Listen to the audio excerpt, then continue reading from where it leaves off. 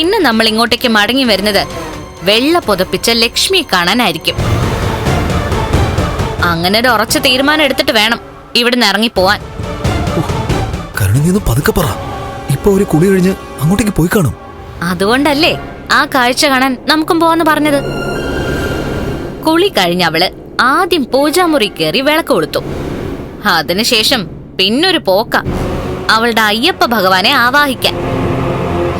ഇനി എങ്ങനെ ആവാഹിക്കുന്ന എനിക്കൊന്ന് കാണണം. നിങ്ങൾ വാ ഉണ്ണിയേട്ടാ.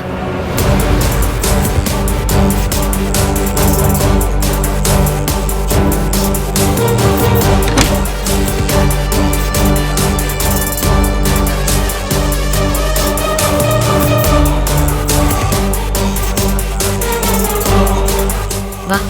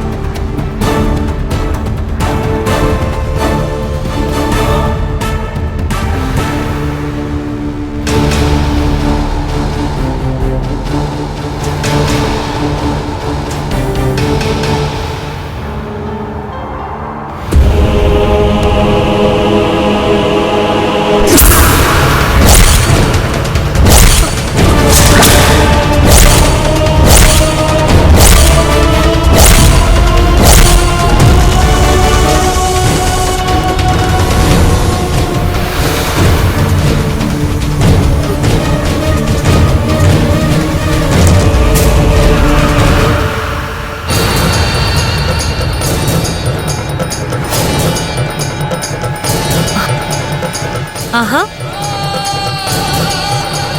നിങ്ങൾ ഇതിനടുത്തേക്കൊക്കെ വരാൻ തുടങ്ങിയോ?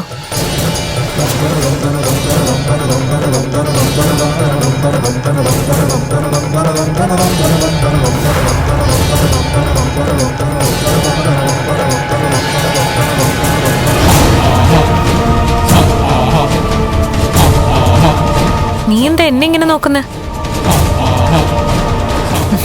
ഇങ്ങനെ രാവിലെ വന്ന് ഭഗവാനെ തൊഴുന്നത് നല്ലതാ. മനസ്സറിഞ്ഞ് വിളിച്ചു കഴിഞ്ഞാ ഉറപ്പായിട്ടും നമ്മൾ ആവശ്യപ്പെടുന്ന കാര്യങ്ങള് ഒരു പരിധി വരെ നടക്കും. അതാ എന്റെ അനുഭവം. എനിക്ക് അങ്ങനെ ഒരു അനുഭവം ഇല്ല.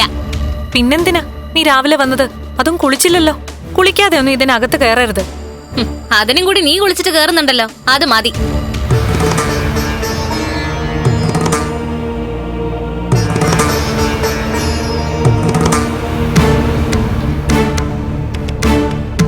ഇതെന്താ പതിവില്ലാത്തവരൊക്കെ ഇതിനടുത്ത്?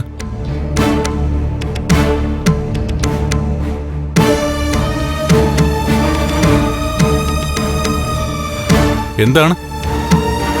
എന്താന്നറിയില്ല. ഞാൻ വരുന്നതിന് മുമ്പേ രണ്ടാളും ഇതിനടുത്തുണ്ടായിരുന്നു.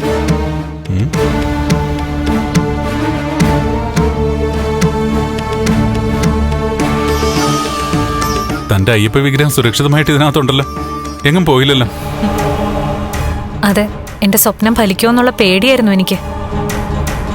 അതുകൊണ്ടാ പൂജാമുറി കയറിയിട്ട് ഓടി വന്നത്.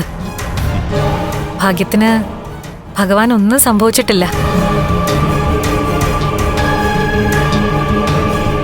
ഇന്നലെ ഇയാളൊരു ദുസ്വപ്നം കണ്ടു.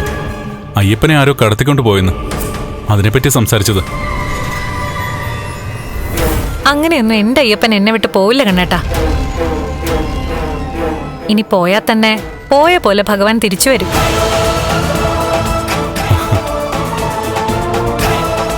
അതാ ഞങ്ങൾ തമ്മിലുള്ള ബന്ധം. അത് ശരിയായിരിക്കും. അല്ലെങ്കിൽ ഇന്നലെ അച്ഛന്റെയും മുത്തശ്ശിയുടെയും കയ്യിൽ കൊടുത്തുവിട്ട ഈ വിഗ്രഹം മടങ്ങി വരില്ലല്ലോ.